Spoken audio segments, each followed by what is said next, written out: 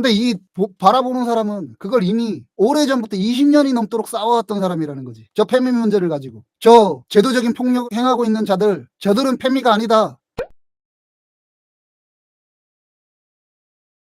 이 친구가 저한테 이런 댓글을 남겨놨어요. 영어 공부부터 다시 하셔야 되겠네요. 페미니즘에 대해 한국 여자들이 떠드는 걸 주워 들으셔서 그렇게 믿고 계셨군요. 페미니즘 할 때 페미 자체가 여성 중심의 여성 우월주의라는 뜻이라 남성 평등을 위한 사상이 아닙니다. 여성 평양적이고 여성 우월적인 사상이고 영어가 모국어인 모든 사람들은 압니다. 이야기 끝. 계속 우기세요. 그게 맞겠네요. 그쪽 수준엔. 이러고 글을 남기고 왔어요. 이거 예전 영상 페미 시리즈 3부작의 마지막 영상을 보면 정확하게 이 얘기에 대한 얘기가 나오죠. 그래서 제가 저 친구한테 한 번만이라도 이 영상을 좀 봐주시라고 애원을 했는데 결국 안 보시고 저런 글을 남기신 것 같아. 페미니즘은 샤를 프리에의 사랑이 넘치는 신세계라는 작품의 개념으로 등장하고 완성된 용어예요. 저 샤를 프리에는 되게 급진적인 좌파운동을 했던 작가이고 프랑스 작가예요. 그러니까 페미니즘이 절대 영어일 수가 없겠죠. 그리고 이것은 이후에 여성 참정권, 여성 재산권, 여성 교육, 차별에 반대하는 개념으로 완성되어 가요. 이 페미니즘이 곧 인류사의 인간의 인권 확대의 역사의 한 부분이에요. 페미니즘이. 페미 3부작 중에 3부에서 제가 얘기 드렸는데 왕과 귀족만이 인간이던 시대가 프랑스 혁명을 통해서 막을 내려요. 그래서 귀족과 왕만이 인간이었다가 평범한 사람들도 서민들도 국민들도 사람이 된 거예요. 이후에 그 인권이라는 개념이 남성을 중심으로만 갖고 있었어요. 남성만이 인간으로 보장받던 시대에 페미니즘이 일어나는 거예요. 그래서 저 페미니즘 이후에 뭐가 되냐? 인간은 백인들만이 인간이다라고 하는 형태가 완성이 돼요. 남녀를 포함한 백인. 그리고 그 남녀를 포함한 백인만이 인간이던 시대가 저 민권운동, 미국에서 일어났던 흑인 민권운동에 의해서 그래서 인간의 권리가 보편적이 되는 게 이 사이에 일어났던 인권 확장의 운동이라. 그래서 지금 우리는 백인, 흑인, 아시아인 포함한 모든 사람이 갖고 있는 인권이 되는 거예요. 프랑스 혁명이, 페미니즘 운동이, 흑인 민권 운동이 폭력과 차별을 해소하는 과정에서 인류의 역사 안에서 인권이 완성되어 가는 형태로 정립이 되는 거예요. 그리고 세계기구에서도 저 레디칼이 붙는 이상한 자들처럼 망쳐버리기만 하는 폭력적인 애들 미국에서도 난리를 부렸고 유럽에서도 난리를 부렸는데 이를 두고 보고 갈 수밖에 없는 게 저런 역사가 인간의 역사 안에 들어와 있기 때문이에요. 그래서 저 레디칼이 붙는 자들은 페미니즘을 하는 사람들로 보면 그냥 꼴통 정도라고 보는 거예요. 페미니스트라고 보일 수 없는 거야 저들의 역사는. 잘 생각해보시면 프랑스 혁명이 사람들의 정권이 섰는데 백성들의 정권이 섰는데 얼마 안 돼서 황제에 의해서 전복이 돼요. 황제정으로 돌아간다고. 그러면 프랑스 혁명을 실패했다고 얘기할 수 있어요? 앞서 얘기 내렸던 저 흑인 민권 운동에서도 마틴 루터 킹을 중심으로 한 비폭력 운동과 코맥스와 폭력을 수반하는 흑표당이라고 하는 흑인 민족주의 운동이 같이 있었어요. 폭력을 수반하는 폭력적인 걸 방법론으로 하는. 근데 우리가 현대 인권에서 바라보면 마틴 루터 킹을 중심으로 한 비폭력 저항운동으로 인권의 한 축으로 우리가 받아들이고 있죠. 세계사의 역사에서는 이런 것들이 있어요. 그래서 저 페미라고 하는 게 페미니즘이라는 게 저걸 대체할 수 있는 다른 형태가 다른 용어가 마땅하게 대안이 없어서 저 레디칼을 하는 애들 저 여성주의 처음에 여성주의가 맞지. 처음에는 얘기 드렸던 대로 남자들 백인 남성들만 인권을 가지고 있었으니까 그걸 백인 여성들까지 포함하는 형태로 갔기 때문에 여성주의라고 하는 단어가 등장하는 거에 페미니즘이라고 하는 프랑스어를 원어로 하는 이게